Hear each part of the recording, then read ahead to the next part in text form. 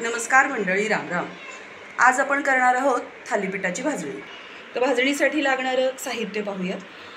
1.5 kilo ज्वारी, 1 kilo बाजरी, 1 वाटी गहू, 1 वाटी तांदूळ, 1 वाटी उडीद डाळ, 1 वाटी मूग डाळ, 2 वाट्या हरभरा डाळ, 1 वाटी धने, अर्धी वाटी जिरे, छोटी 1 वाटी ओवा। तर भाजणी भाजण्यासाठी आपण घेतलेले प्रत्येक जिन्नस आपण खमंग भाजून घेणार आहोत। चला तर मग सुरुवात करूया। पहिल्यांदा मी ज्वारी घेते।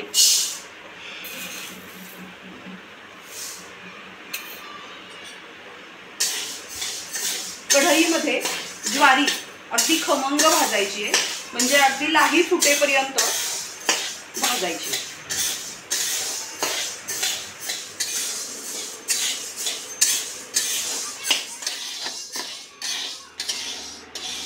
ज्वारी आता चांगली भाजलेली आहे। ज्वारीच्या लाह्या आता चांगल्या फुटायला लागलेल्या आहेत। तुम्ही बघू शकाल इथे चांगल्या ज्वारीच्या लाह्या फुटायला लागलेल्या आहेत। अशा चांगल्या ज्वारीच्या लाह्या फुटेपर्यंत चांगली भाजून घ्यायची, म्हणजे भाजणी चांगली हलकी होते। आता ही ज्वारी आपण बाजूला काढूया आणि उरलेली सगळी ज्वारी मी याच पद्धतीने भाजून घेणार आहे।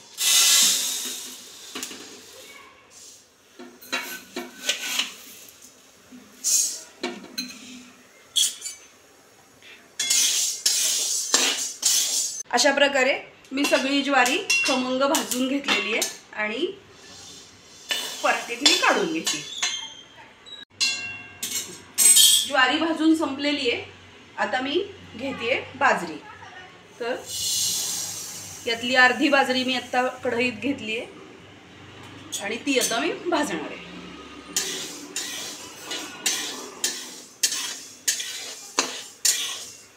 बाजरी सुद्धा चांगली खमंग भाजून घ्यायची।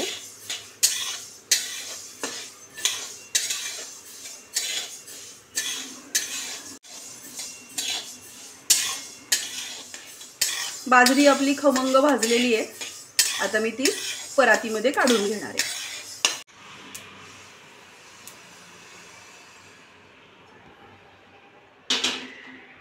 आता याच पद्धतीने मी उरलेली बाजरी पण भाजून घेणार खमंग चांगली। आता बाजरी सुद्धा आपली सगळी खमंग भाजून झालेली आहे। आपण ती परातीमध्ये काढून घेऊया।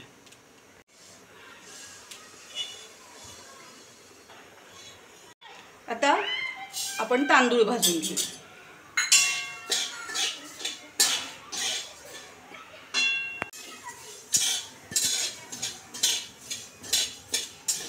तांदूळही आता चांगले भाजून झालेले आहेत। आता तांदूळही आपण परातीमध्ये काढून घेऊया।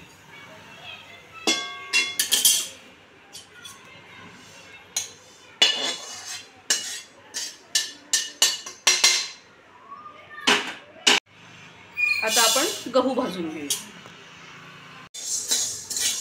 गहू पण आपल्याला चांगले खमंग भाजून घ्यायचे।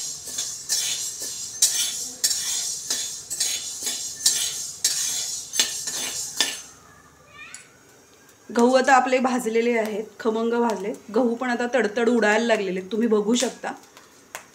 आता ते आपण परातीमध्ये काढून घेऊया।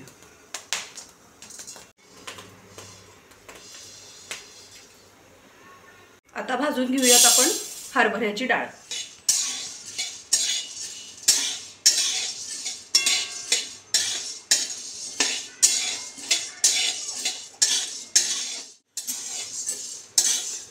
आता थालीपीठाची भाजणी करताना हे मात्र कायम लक्षात ठेवलं पाहिजे की कढईमध्ये असलेलं प्रत्येक धान्य खमंग तर भाजलं गेलं पाहिजे, पण ते करपता कामा नये। आणि त्यासाठी प्रत्येक धान्य भाजताना सतत आपण ते हलवत राहिलं पाहिजे। त्याला सगळीकडून चांगली उष्णता लागली पाहिजे एकसारखी, तरच ते खमंग होईल। हरभऱ्याची डाळ आपली खमंग भाजून झालेली आहे। आता आपण याच कढईमध्ये मुगाची डाळ घालून भाजणार आहोत।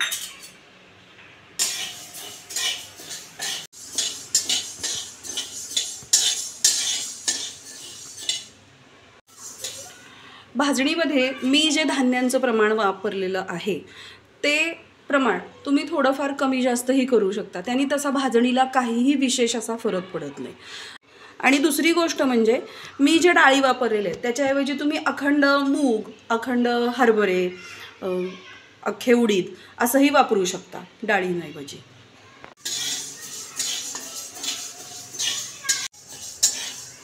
आता मुगाची डाळ छान भाजून झालेली आहे एकसारखी, आपण परातीमध्ये काढून घेऊया.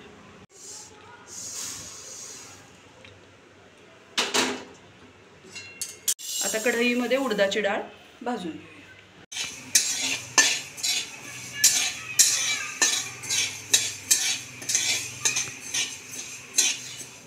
उडदाची डाळ सुद्धा छान भाजलेली आहे, परातीमध्ये आपण काढून घेऊया.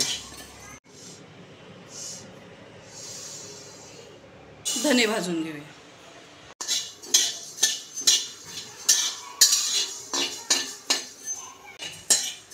धने आता चांगले खमंग भाजलेत, घरभर चांगला त्याचा वास सुटलेला आहे, परातीमध्ये काढून घेऊया.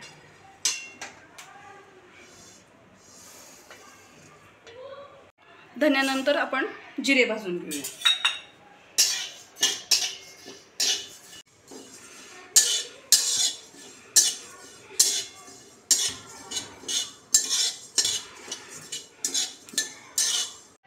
जिरे आपले चांगले भाजून झालेत, जिरे सुद्धा आपण आता परातीमध्ये ट्रान्सफर करून घेऊया.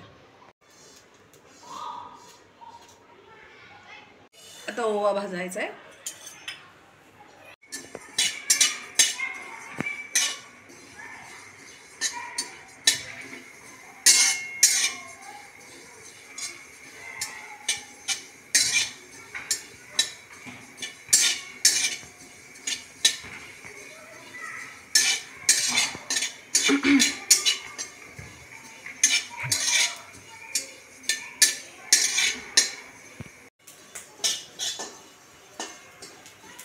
ओवा आपला चांगला खमंग भाजून झालाय, आता परातीमध्ये काढून घेऊया.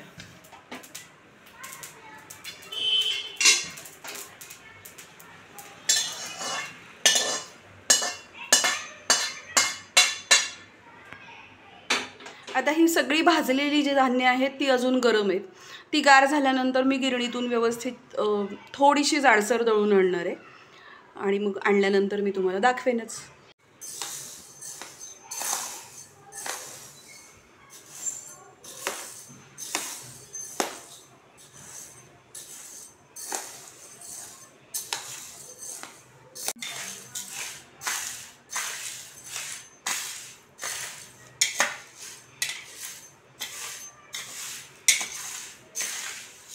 तर थालीपीठाची भाजणी आपली दळून तयार आहे.